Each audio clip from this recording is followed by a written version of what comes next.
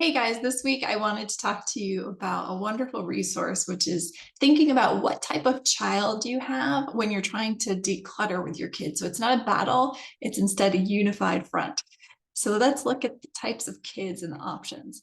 Empathic and generous is the first, and these are all from this book. I should give credit where credit's due. Declutter Like a Mother by Allie Casazza. That's Casazza.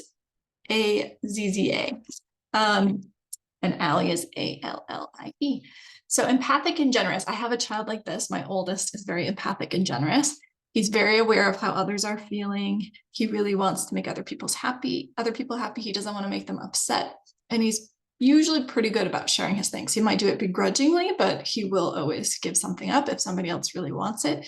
So the approach here when I'm trying to declutter with him should be focusing on how if he donates some toys he's no longer using, or if he can give up something that someone else might enjoy, he'll be giving joy to other people. So really focusing on how he's making others feel good and happy. If you have a child who is naturally competitive and likes to win, a kid like this might always turn activities into games or challenges. They might find a way to make repetitive or simple tasks a race or something exciting and something that has a winner. And they might compare themselves to others often and feel upset if they're not coming in first place, even if something's not really a race. The approach with a child like this is to turn decluttering into a game. So you might do something like, here's a bag. I want you to go through your clothes and find all the things that are too small for you and see how quickly you can fill this bag up. Or, hey, I was noticing when I was doing laundry, some of your socks had holes in them. We really should get you some new socks. Can you please go through your sock drawer and find any socks with holes and count how many there are? Then I'll know how many new socks to buy you. So you want to just think of a creative way to help your child turn decluttering into a game, and then they'll be motivated to join you. I have a child like this too. We might call them materialistic, but that seems pejorative. It doesn't necessarily mean that people are bad if they're materialistic and they want things. They're just motivated by money and stuff. They love material things and money. And these are the people who like to create the things that are beautiful and that we enjoy. So they always want the new and the best version, and they experience true joy when they get something new. The approach with a child like this is to focus on how decluttering is going to make space for new things in their life.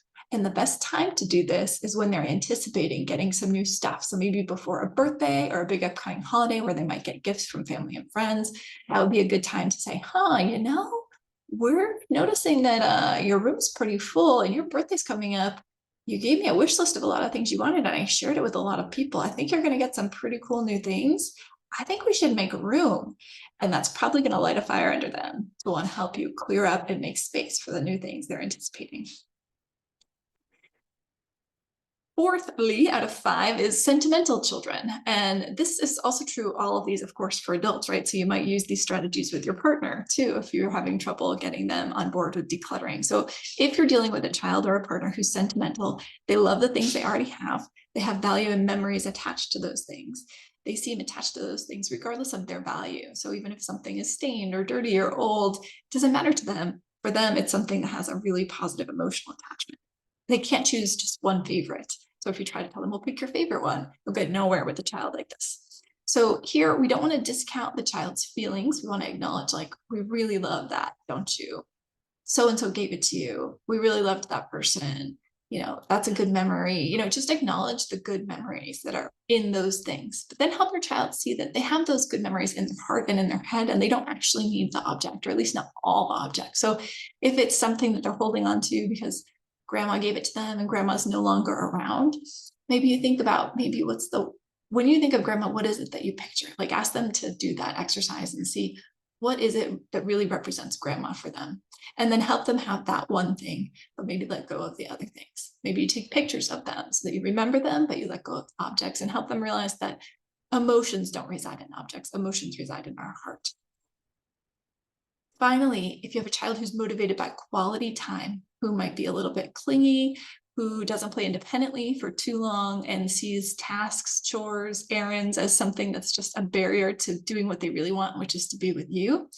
These kids are very motivated by being with you, and that's great. You can use that to your advantage when it comes to decluttering by turning decluttering time into quality one-on-one time. just tell them like, hey, tomorrow afternoon, I don't have to work. I think that we should really spend some time in your room together and come up with a shared vision for what you want it to look like. And then make that happen by decluttering the things that don't belong to the shared vision. All right, anyway, I thought these were really helpful ways to get kids involved in decluttering. Sometimes that feels like an emotional task for me and like it's going to lead to a war that I don't want to fight, because kids do get attached to their stuff and that's understandable. But it's also important to recognize that they do over time with more practice get better at giving up the things that no longer serve them.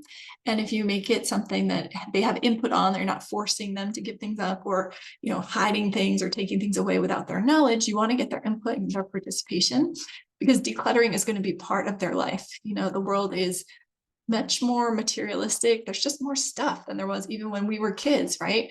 And so we have to teach our kids the art of decluttering and have it be a regular part of their routine. All right, hope this is helpful. Take care.